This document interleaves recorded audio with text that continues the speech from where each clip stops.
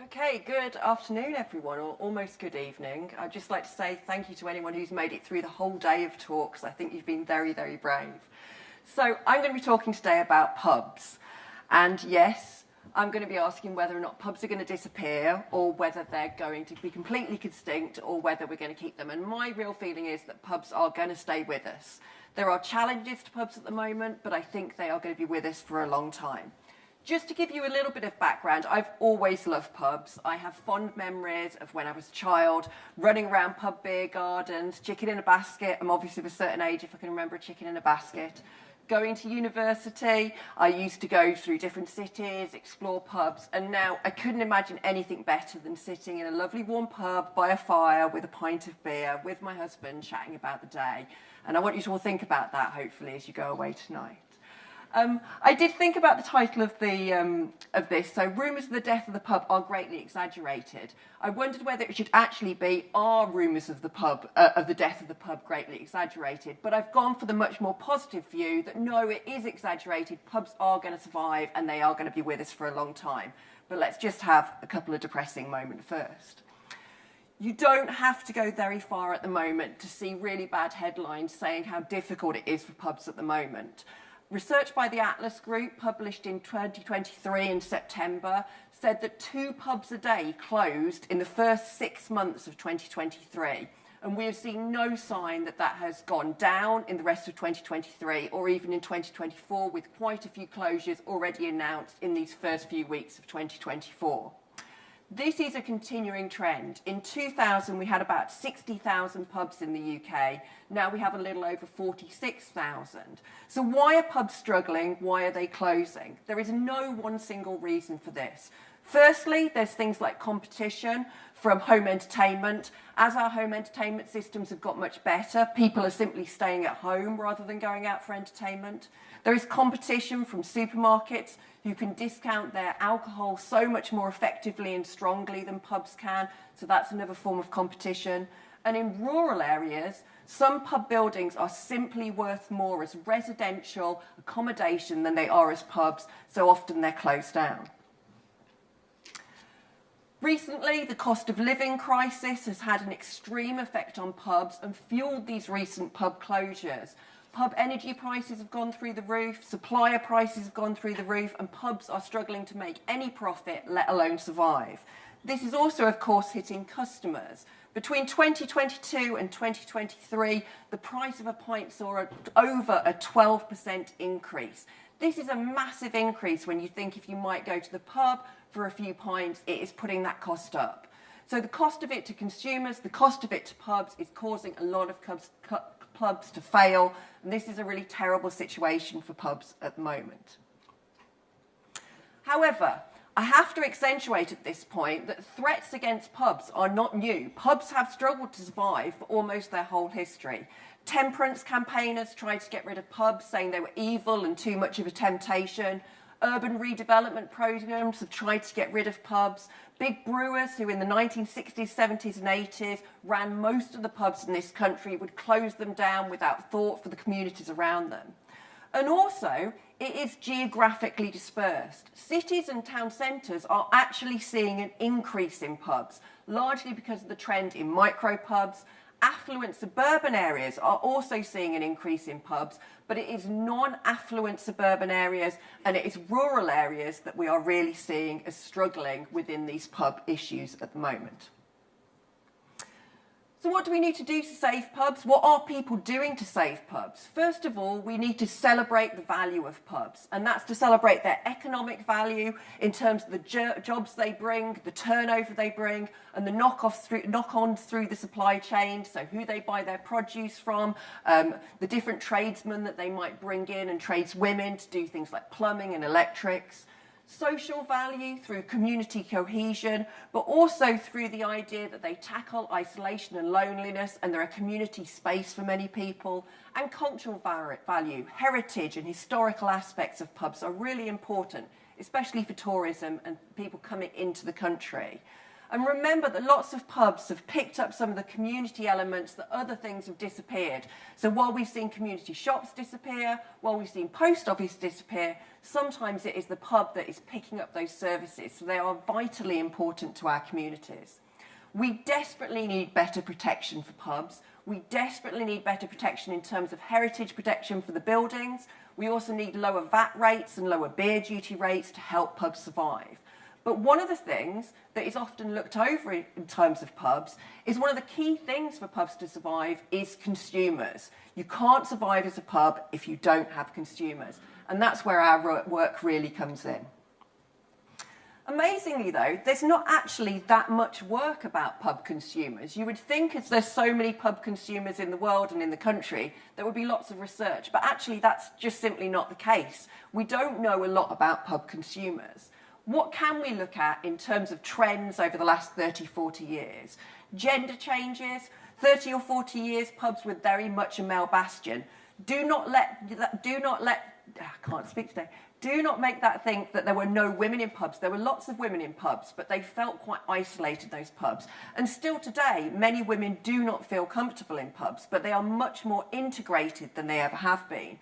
And actually, a lot of pub companies have sought to really seek out those markets of women and families and bring them into pubs. We know that there are less younger consumers going into pubs, and there is a decline in younger pub goers. And I'll come back to a particular trend about that in a moment. And there's also been a really big rise in gastropubs. I talked about chicken in a basket. You don't really get chicken in a basket anymore. You get increased availability, but you get increased quality of pub food, and we have much higher expectations as well. So I want to look at two particular trends in consumer behaviour that point to where the future of the pub might go. The first thing I noticed and noted here was that younger consumers are going to the pub less. One of the reasons younger consumers are going to the pub less is because they're not drinking as much, because they want to have a little bit more care of their mental and social environment and their physical and mental health, so they're drinking a little bit less, which is really positive for them as people. And because of that, no and low alcoholic beverages have become extremely popular over the last 5 years. However, many pubs are lagging behind in really building on this trend. We've seen that rural pubs are struggling, and one of the things you see in rural pubs that is a lot of people will drive there with increased targets on drink drive and anti-drink drive campaigns. Having a really good no and low option selection is really, really important, especially for rural pubs, and it's something that the future of the pub has to embrace. We also know that people often visit pubs for something they can't get at home. Now, that might be craft beer. It might be a pool table. Not many of us will have a pool table in our house. It might be a particular type of food. It might be a particular group of people that you want to spend time with. So having something different to entice consumers that they can't get at home is really, really important. Mintel Research, a market research company, has highlighted the idea of competitive socialising as being really important. In the last year, about 71% of adults went to some sort of competitive socialising event. Now, pubs have a really important place to play here. We all know about bar games, things like snooker, pool, but also bar billiards, and many other strange and peculiar games that are played in pubs. Pubs can really push this into their future, really tick into that competitive socialising market, and hopefully attract some of those younger and older audiences back as well.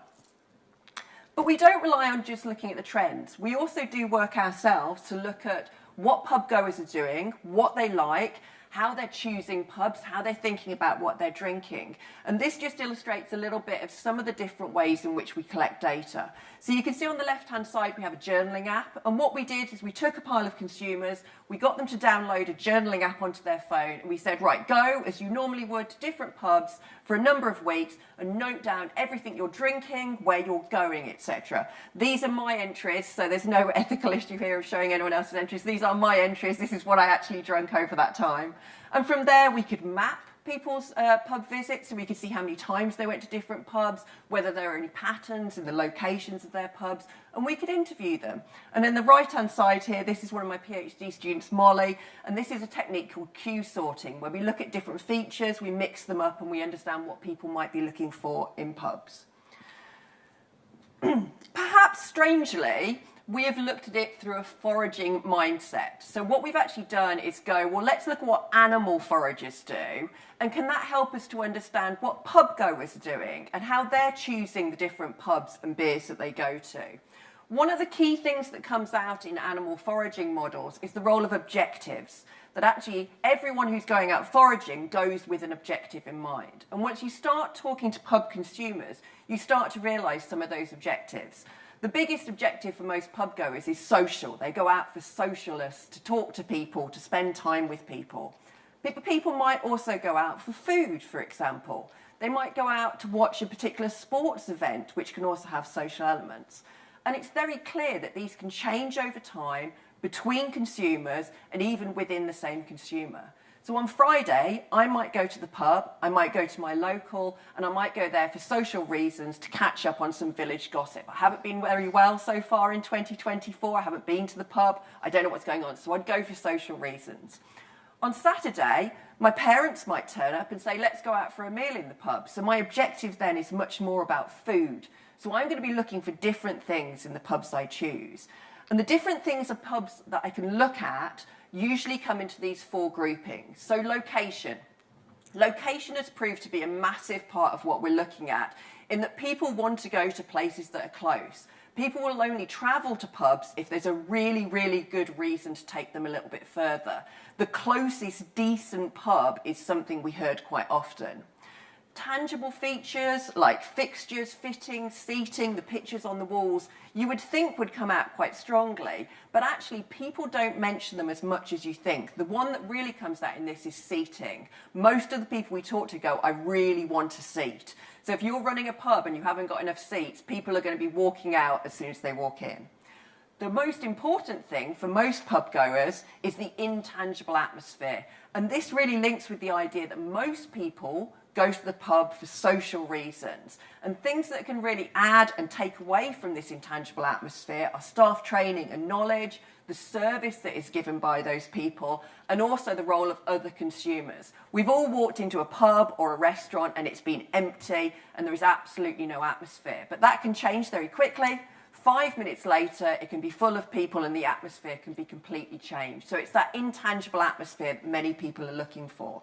And then we name it the prey because we're looking at it from a foraging model, because we're looking at these as foraging foci. We're looking at prey, the actual drinks and food that is available. And quite surprisingly, for many pub visitors, this comes a little further down the run of things that they want than other things. It's mostly the intangible atmosphere that people come through with. So, every publican will want their pub goer to be as happy as this gentleman. I hope he's not laughing at how terrible the beer is. I hope he's laughing because he's having a great time in the pub. You cannot change the objectives that people are coming to the pub with. You can't tell them what they're trying to achieve from their pub going. But pubs can alter some of those foraging foci. So if you know that people are coming to your pub because they want to relax, you can turn the music down. If you know people are coming to relax, you can give them good seating.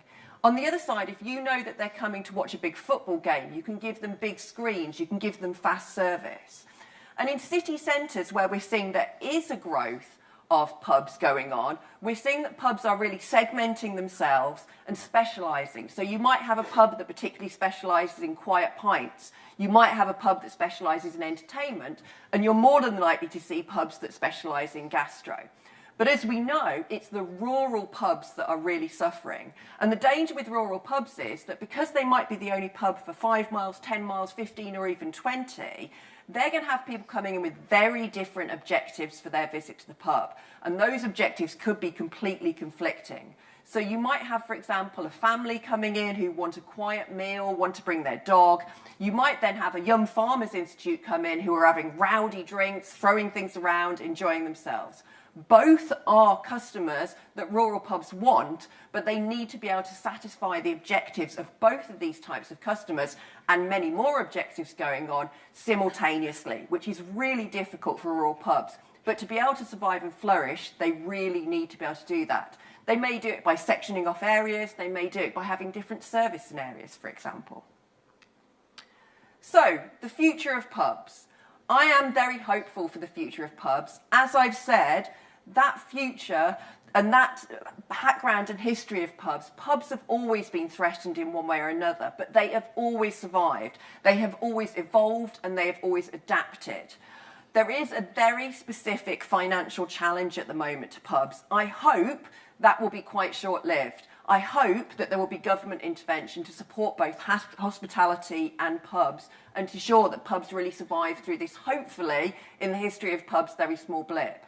But at the end of the day, the most important thing for pubs is consumers and understanding them, adapting and evolving to work with them. And I think the future of pubs will be one that continues to evolve and continues to adapt. And the future of pubs will be one we value far beyond its economic input into our communities. It needs to be valued for its social and its heritage aspects as well.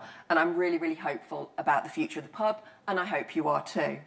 I just want to finish by acknowledging my co-authors who have been great on this project and who I've enjoyed working together. If you are interested in pubs and you want to learn a little bit more, there is a 3-week course at the university online that you can do on pubs. And if you'd like to know a little bit more about our pub work, you can follow me on Twitter at ProfessorPubUK. Thank you, everyone. I hope you all go to the pub at some point over the next few days, and I hope you very much enjoy yourselves when you're there.